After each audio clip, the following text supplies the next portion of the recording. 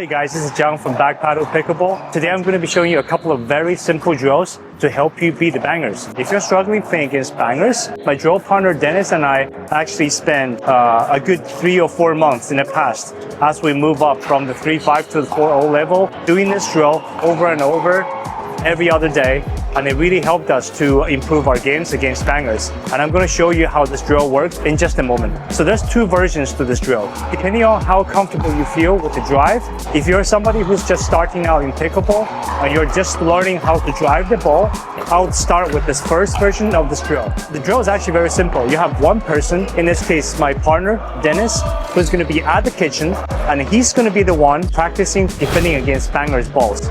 So there's going to be another person who's somebody who's going to be your drill partner, and that person is me. It's going to be at the transition zone. We're talking maybe 1 or 2 steps in from the baseline here. And then what you're going to be doing here is really just feeding yourself the ball and then drive the ball over.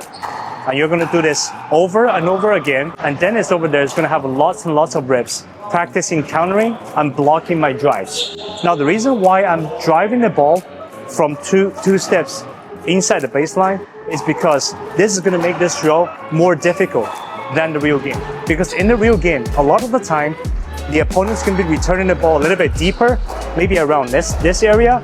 So the drives are most likely going to be happening closer to the baseline, making the drive a little bit easier. But in your drill, you want to make your drill a little bit more difficult than your normal game. So when you actually go to the normal game, you're going to find those drives even easier. So you want to reduce the distance between where you drive the ball to the net. In this case, I'm taking a couple of steps in from the baseline to make this drill more difficult. So if you're doing this drill, it always helps to grab a power paddle like the one I'm holding in my hand. This is the banger paddle from ZAMST Pickleball, which is also the sponsor of today's video. Can I show you?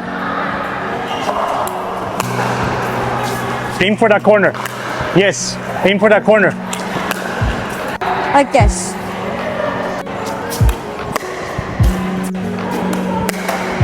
Hold it over. Okay, good shot. Should I start this drill by maybe just using 50 to 60% of the power? And make sure as you drive each ball, you're focusing on your technique. The other benefit of feeding yourself the ball is that you're taking away the footwork aspect of drive by just standing here and really allowing you to focus on the upper body mechanics.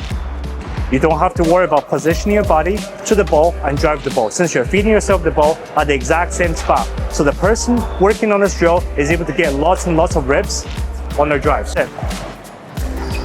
Working on the placement. Okay.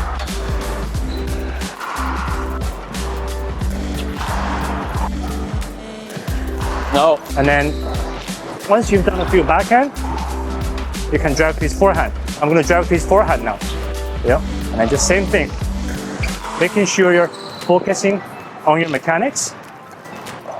Not hitting it with too much power, but you want to make sure your placement is good for your partner. The more accurate your placement is, the better quality the drill's going to be. Changed way.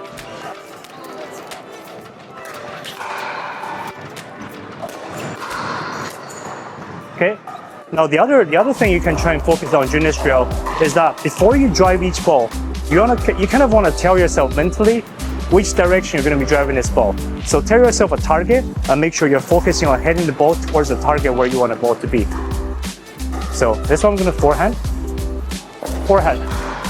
Okay. Backhand. I'm going to do backhand. The next one is going to be forehand.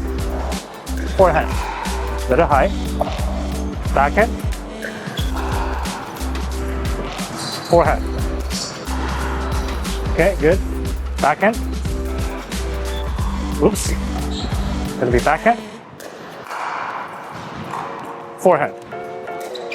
Now once you get comfortable with the drill, you can start using more power to make it more difficult for your partner. Just like that one. As you get more comfortable with your drive, good. you can definitely start using more power. There we go. Thank you. I'm going to do a forehand. No. Another forehand. Backhand. Backhand. Oh, it's out, maybe. One more backhand. There you go. So that goes the first version of this drill.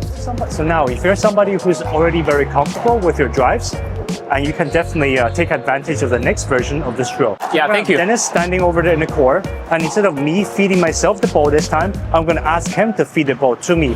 This way, it's going to be a more realistic simulation of what's going to happen in the game.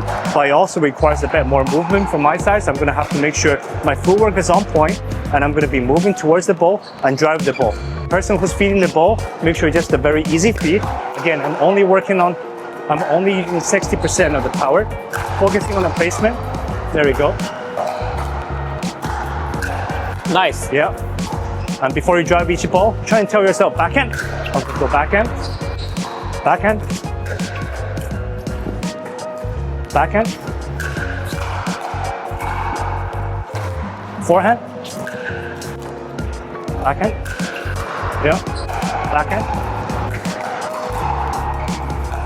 Forehand. Good shot. Backhand. Forehand. Forehand. Backhand. Oh, good shot. Backhand.